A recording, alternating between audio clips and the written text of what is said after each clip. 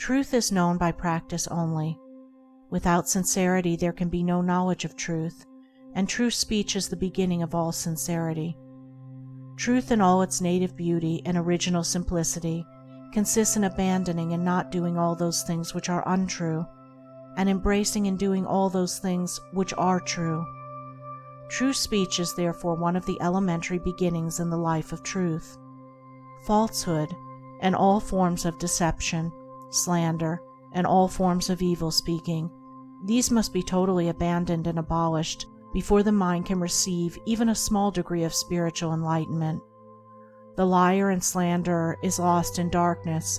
So deep is his darkness that he cannot distinguish between good and evil, and he persuades himself that his lying and evil speaking are necessary and good, that he is thereby protecting himself and other people. Let the would-be student of higher things look to himself and beware of self-delusion. If he is given to uttering words that deceive or to speaking evil of others, if he speaks in insincerity, envy, or malice, then he has not yet begun to study higher things. He may be studying metaphysics, or miracles, or psychic phenomena, or astral wonders. He may be studying how to commune with invisible beings, to travel invisibly during sleep, or to produce curious phenomena. He may even study spirituality theoretically and as a mere book study. But if he is a deceiver and a backbiter, the higher life is hidden from him. For the higher things are these: uprightness, sincerity, innocence, purity, kindness, gentleness, faithfulness, humility, patience, pity, sympathy, self-sacrifice, joy, goodwill, love. And he who would study them, know them, and make them his own, must practice them. There is no other way. Lying and evil speaking belong to the lowest forms of spiritual ignorance, and there can be no such thing as spiritual enlightenment while they are practiced. Their parents are selfishness and hatred. Slander is akin to lying, but it is even more subtle, as it is frequently associated with indignation, and by assuming more successfully the appearance of truth, it ensnares many who would not tell a deliberate falsehood.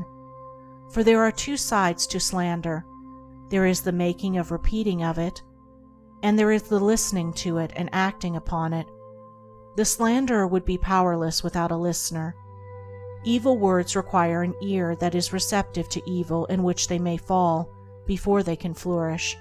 Therefore, he who listens to a slanderer, who believes it, and allows himself to be influenced against the person whose character and reputation are defamed, is in the same position as the one who framed or repeated the evil report. The evil speaker is a positive slanderer. The evil listener is a passive slanderer. The two are cooperators in the propagation of evil. Slander is a common vice and a dark and deadly one. An evil report begins in ignorance and pursues its blind way in darkness. It generally takes its rise in a misunderstanding. Someone feels that he or she has been badly treated, and filled with indignation and resentment, unburdens himself to his friends and others in vehement language, exaggerating the enormity of the supposed offense on account of the feeling of injury by which he is possessed. He is listened to and sympathized with.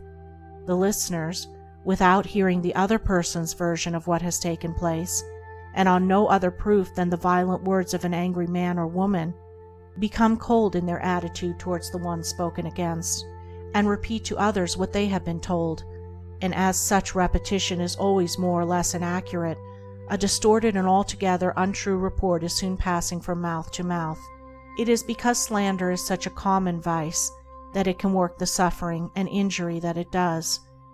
It is because so many, not deliberate wrongdoers, and unconscious of the nature of the evil into which they so easily fall, are ready to allow themselves to be influenced against one whom they have hitherto regarded as honorable, that an evil report can do its deadly work.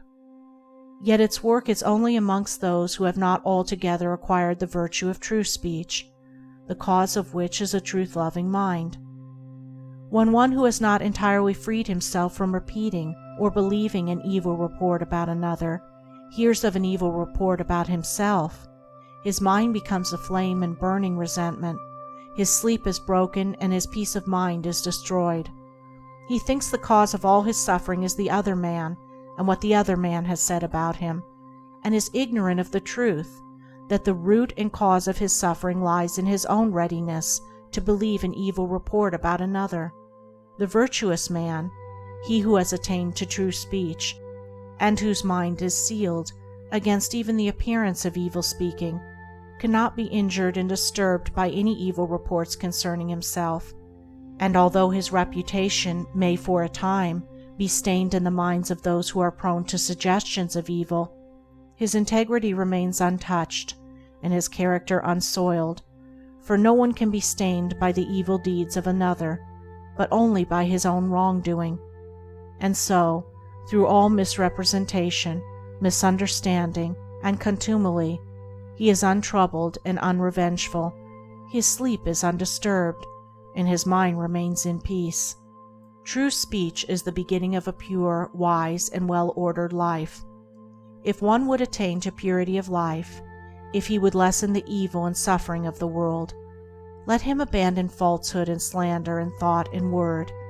Let him avoid even the appearance of these things, for there are no lies and slanders so deadly as those which are half-truths.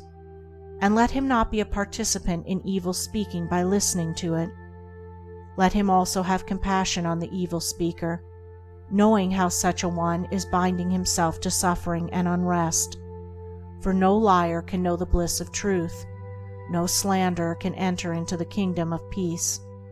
By the words which he utters is a man's spiritual condition declared. By these also is he finally and infallibly adjudged. For as the Divine Master of the Christian world has declared, "By thy words shalt thou be justified, and by thy words shalt thou be condemned."